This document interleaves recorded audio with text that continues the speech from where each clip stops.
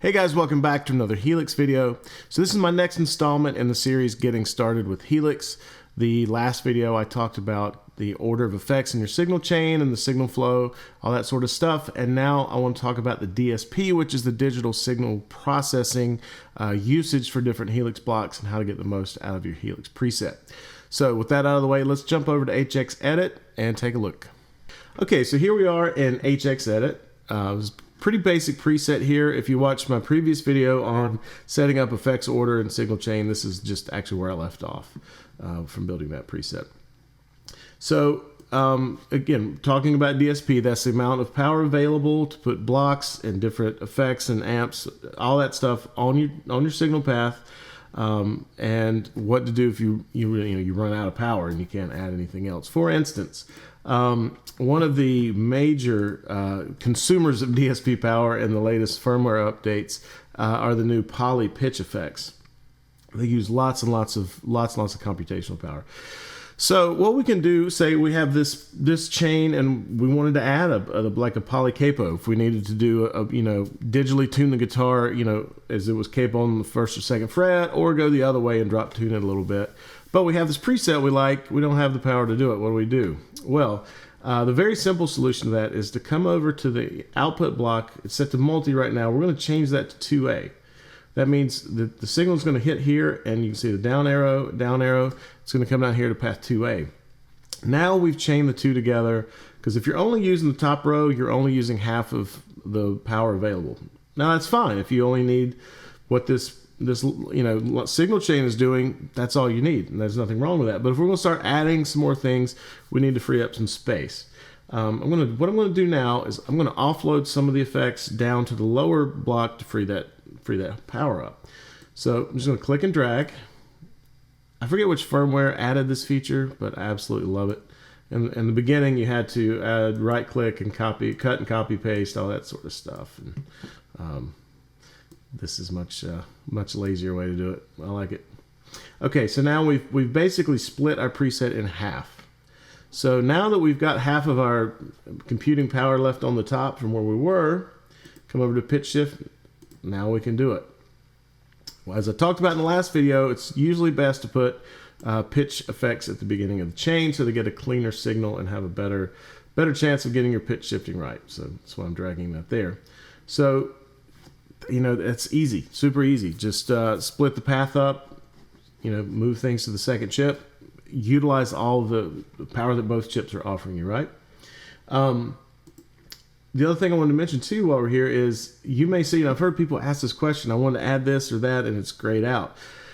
So when you start to run out of DSP on a chip, that's when things will start to gray out. That means you can't add those things. There's just not enough power left. So another thing this will tell you is which blocks use up more or less DSP usage.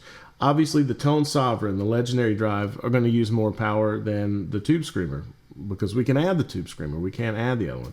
By the way, I'm going to put a link in the description below. Ben Vesco has a really cool page on his site where he has broken down all of the blocks in Helix, and I believe in Podgo as well, and percentages as how much percentage each block would take away from the processing, which would be very helpful when setting this up. So let's slide this down. Let's add another drive block in. Now you'll notice that there are more available if we try to do it on the block that's here than if we try to do a new block. The reason for that is, quite simply, if we put it here, we're replacing what's there. So we're not completely adding more, there's a subtractive effect of taking away the Tube Screamer as well. So that is why we add a new one, we have less options. So let's go ahead and throw something else on. Say a Timmy. So now if we were wanting to come in and do anything else, all right, well, we're out of power again. You can add, by the way, dynamics, EQ, volume.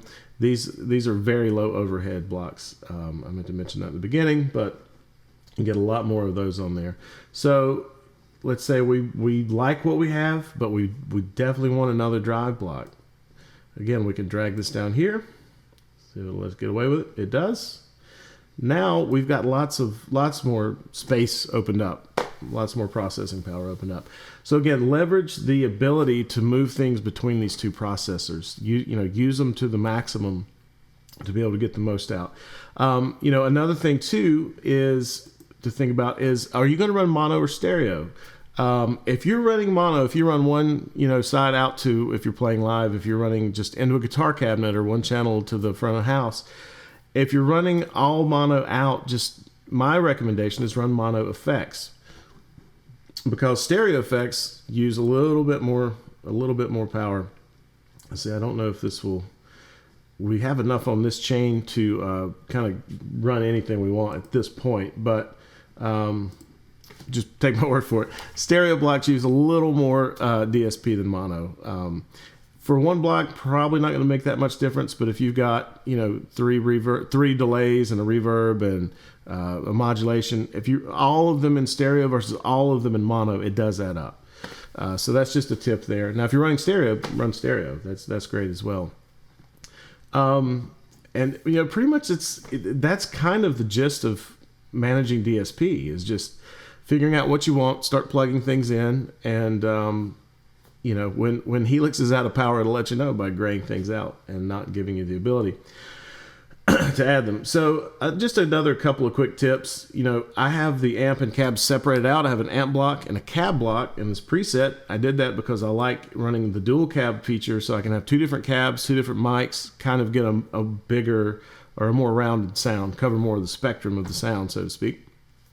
If you're doing a very effects heavy preset or patch, and you want a good amp sound, but you're not just trying to get that perfect, 2 cab blend, and just use an amp and a cab together via the amp cab block. You'll save a block because you're not having to use a cab or IR block, and you use just a little bit less power by putting them together. So there's one tip.